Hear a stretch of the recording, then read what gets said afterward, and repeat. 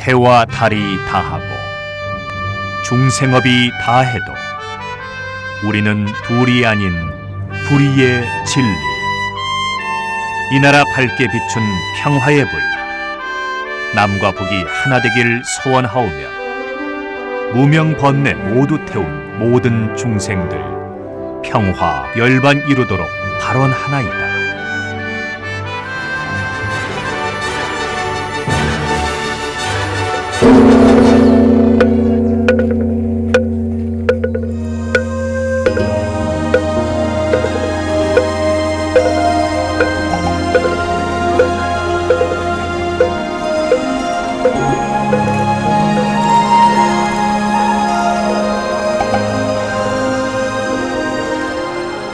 선무회자 스님과 마음으로 찾아가는 108산사 영상순례, 오늘은 저 강원도 양양군 오봉산에 있는 낙산사 편이 되겠습니다.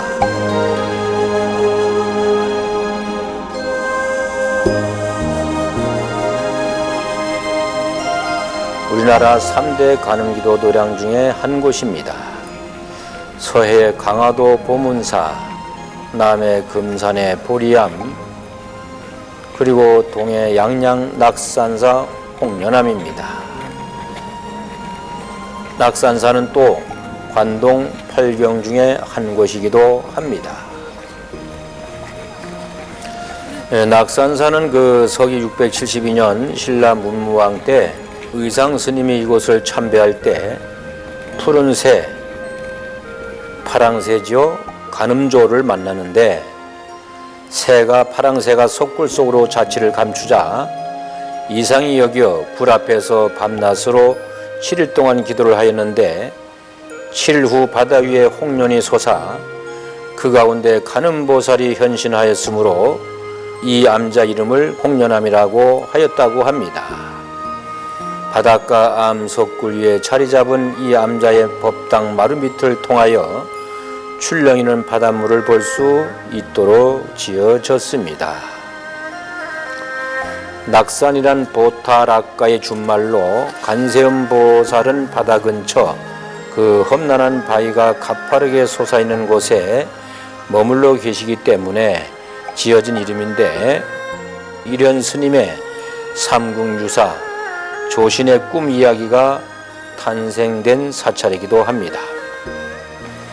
해변 주차장 뒷산을 올라 솔숲을 지나 조용한 길을 오르면 낙산사의 일주문격인 홍해문이 성의 누각처럼 나타납니다. 원통 보전 앞에 이르면 화마의 뜨거움도 견뎌낸 7층 석탑이 우뚝 서 있습니다. 세조 13년에 세워진 석탑으로 강릉 신복사 석탑 양식을 계승한 탑이라고 합니다.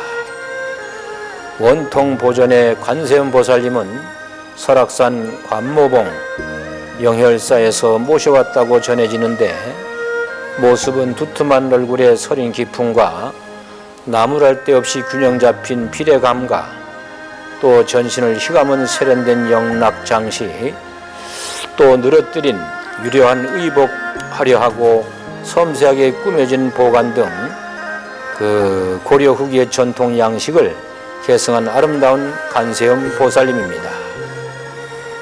조선시대 남효원은 금강산 가는 길에 낙산사를 참배하고 가늠전을 보았다. 간세음 보살의 모습은 극히 정밀하고 교모하여 마치 영혼이 들어있는 듯하다고 기록을 남겼습니다.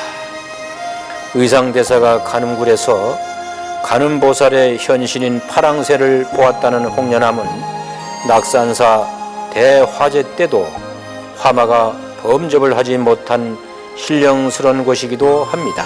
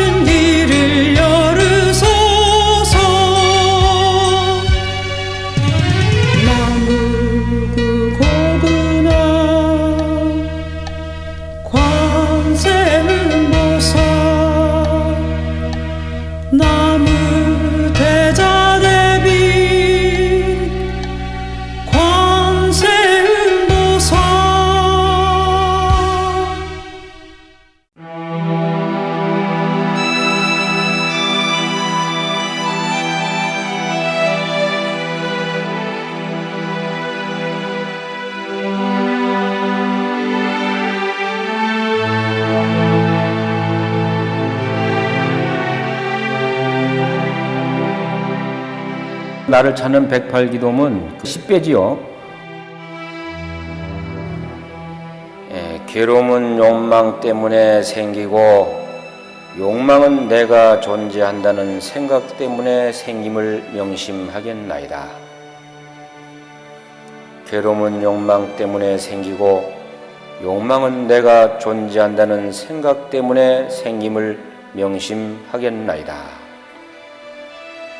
그 욕망이 말이요, 왜 생기는가 하니 바로 그 욕망이라는 것은 나라는 것이 존재한다고 생각하기 때문에 그 욕망이 생긴다고 이렇게 하였습니다. 그러면 그 나라는 것이 존재하지 않는다면 그 욕망이 생기지 않고 또 그 괴로움도 생기지 않는다는 이야기가 되겠죠. 우리가 그 앞에서 삼법인을 배울 때 말씀드린 적이 있죠. 재행, 무상, 또 재법, 무아, 또 일체 계고에서 두 번째 그 재법, 무아를 법문할 때 그 영원한 나라는 것, 또 그 변하지 않는 나라는 것은 존재하지 않는다고 말씀드린 적이 있죠. 다만 지금 있는 이 나라는 것은 인연에 의해 몇 가지 요소들이 모여서 이루어진 존재라고 하는 것을 기억나십니까? 기억하신다고요? 그러면 잘 들어보세요. 그 몇 가지 요소가 없어지면은 이 몸을 이루고 있는 나라는 것은 없다고 이렇게 하였죠. 그러니 그 괴로움을 받을 나라는 것은 없다는 것입니다. 그 나라는 것이 없는데 그러면 누가 괴로움을 받는 것입니까? 이론적으로는 이렇다는 이야기가 되죠.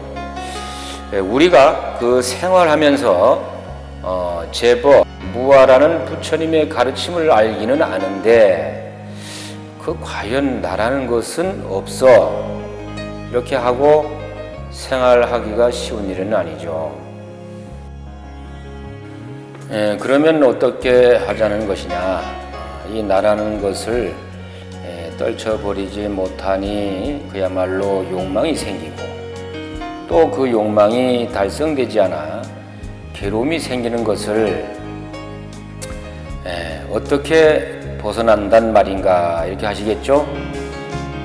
이 나라는 것이 있으니 그 모든 끄달리는 것이 생깁니다.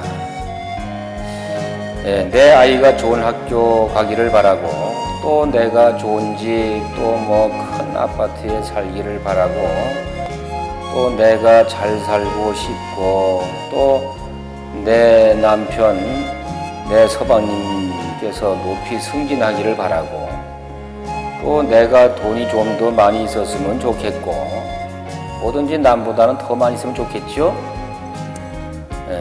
그 모든 것이 나로 인해 내가 있음으로 인해 생기는 바로 소망이요 또 바람이요 또 희망이요. 다른 말로 표현해서는 말이죠, 이것이 바로 욕망인 것입니다. 욕심인 것이고요.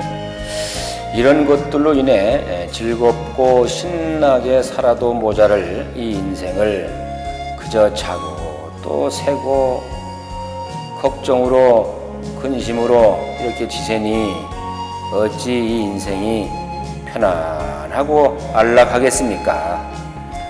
그렇다고 또 그것만 해결되면 또 행복하게 되는가? 우리 아이가 좋은 학교에 들어가기만 하면 나는 모든 걸림에서 과연 벗어나는가? 또 우리 서방님 승진만 하면 행복하게 됩니까? 그러니 밑도 끝도 없는 것에 끄달려 한 번뿐인 이 인생을 왜 그렇게 고민과 걱정과 괴로움 속에 파묻혀 살아야 합니까? 확 던져버려야 되는 거예요. 또 툭 놓아버려야 하는 겁니다.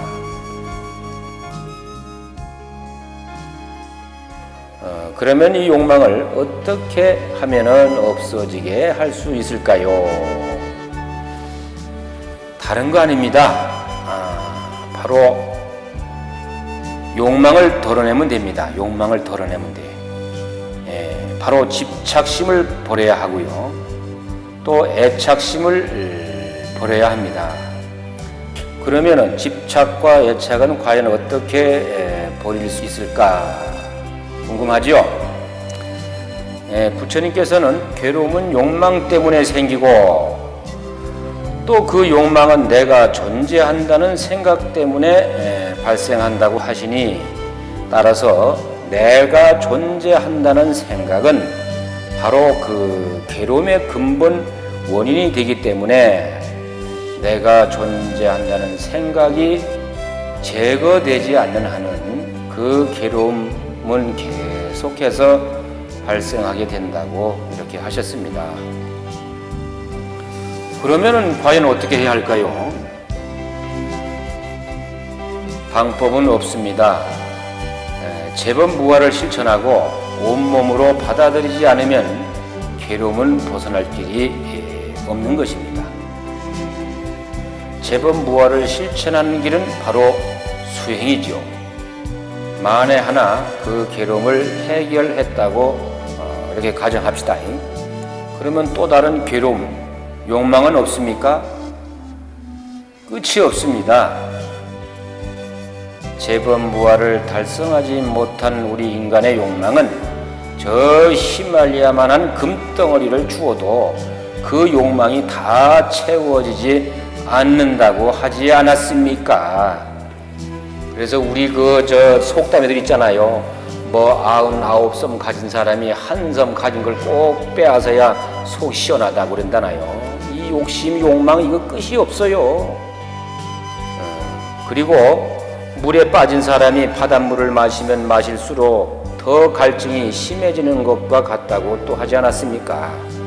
그래서 깨닫기 전에는 이 욕망을 다 버리지 못하게 되는 것이죠. 그래서 재범무화를 깨치거나 실천이 잘 안 되면 방법은 단 한 가지, 바로 욕망을 덜어내는 것입니다. 바로 욕망을 줄이는 것이고요. 그렇게 되면 어떻게 되겠습니까? 작은 것에도 만족하고 그야말로 자기 만족. 자기 만족이 되면 어떻게 됩니까? 그저 현실을 부정적으로 보지 말고 현실 긍정적인 사고로 가지고 살면 되는 겁니다. 그저 그냥 있으면 있는 대로, 없으면 없는 대로 이렇게 살면 되는 거예요. 있으면 있는 대로, 없으면 없는 대로. 그리고 현실을 부정하지 말고 현실 긍정적인 사고를 가지고 살면은 이게 바로 우리가 행복의 과일을 딸 수 있는 지름길인데, 그저 우리 오늘 마음으로 찾아가는 108산사 순례기도에서 우리가 마음을 닦는 것도, 나를 찾아가는 것도 바로 이 욕망을 덜어내고 욕망을 줄이는 것이거든요. 그래야 마침내는 구경에는 우리도 다 성불할 수 있는 지름길로 가는 것입니다.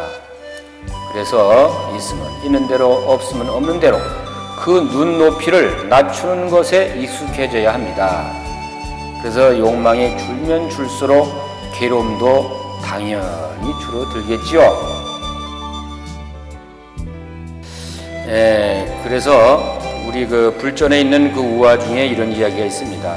그 토끼 한 마리가 도토리 나무 아래서 낮잠을 즐기고 있는데요. 이 도토리 하나가 토끼의 머리 위에 톡 하고 떨어졌어요. 그렇지 않아도 이제 그 경계심이 심한 토끼는 잠결에 벌떡 일어나서 무슨 일이 생긴 줄 알고 불이 나게 마구 뛰기 시작했습니다. 그러자 그 다른 토끼들도 큰일 난 줄 알고 덩달아서 놀라서 마구 뛰기 시작했어요. 또 그것을 본 다른 짐승들도 또 마구 뛰기 시작해서 온 산이 엉망이 되자 이것을 본 사자가 길을 막고 물어보았습니다.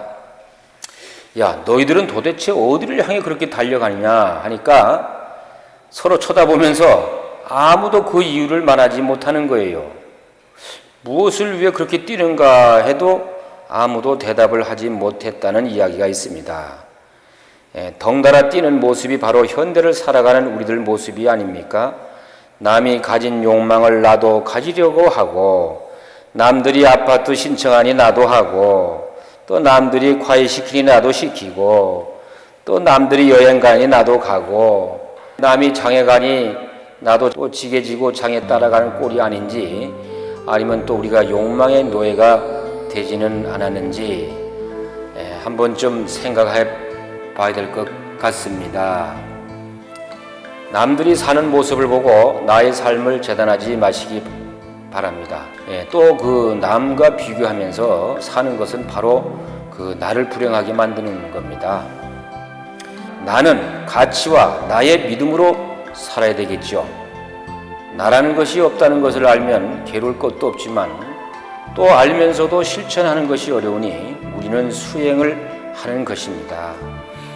단박에 실행이 된다면 좋겠지만은 너무 조급증내지 않고 한 걸음 한 걸음, 우리는 지금 어떻게 순례의 길을 가고 있습니까? 그저 걸음마다 108걸음마다 마음을 찾아가면서 우리의 참 나를 찾아가고 있지 않습니까? 나라는 것이 없음을 확실히 아는 것이 바로 참 나입니다. 그것을 우리는 불성, 자성, 허공, 나에 붙여 본래 면목 등등으로 이름하지만, 어디에도 걸리지 않고 그 허공계에 가득한 참 나를 말로 다 할 수는 없는 것이죠. 진정한 나를 찾을 때 우리는 괴로움에서 분명히 벗어나게 될 것입니다. 그러면 그 제 10배를 다시 한번 읽어보겠습니다. 괴로움은 욕망 때문에 생기고, 욕망은 내가 존재한다는 생각 때문에 생김을 명심하겠나이다. 괴로움은 욕망 때문에 생기고, 욕망은 내가 존재한다는 생각 때문에 생김을 명심하겠나이다. 우리가 그 수지 독성하고 있는 그 반야심경이 바로 그 공사상의 핵심이죠. 바로 없다는 것이죠. 있다 없다의 공이 아니라, 있는 것도 진정하게 있는 것이 아니라 또 실상이 바로 공이고, 또 없다는 것도 안 보이니 없는 것이 아니라 실상이 바로 비어있고 공이라는 것입니다. 그러니 나라는 것은 없다고 하는 것을 바로 반야심경을 통해서 깊이 음미해 보시기 바랍니다.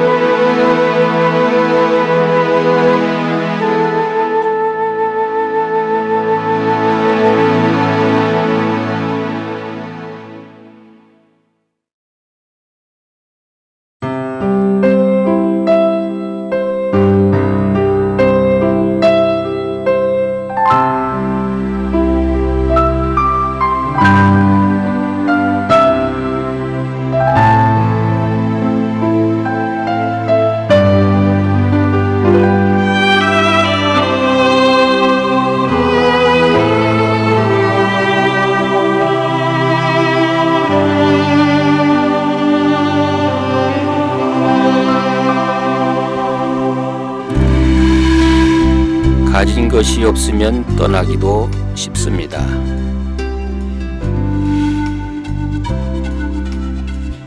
스님들은 멀고 긴 여행에도 오직 바랑 하나뿐입니다.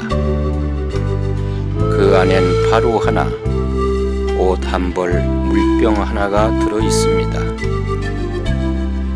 살아가기 위해 꼭 필요한 것뿐입니다. 하지만 스님들은 그것조차 언제든 버리고 떠날 준비가 되어 있습니다.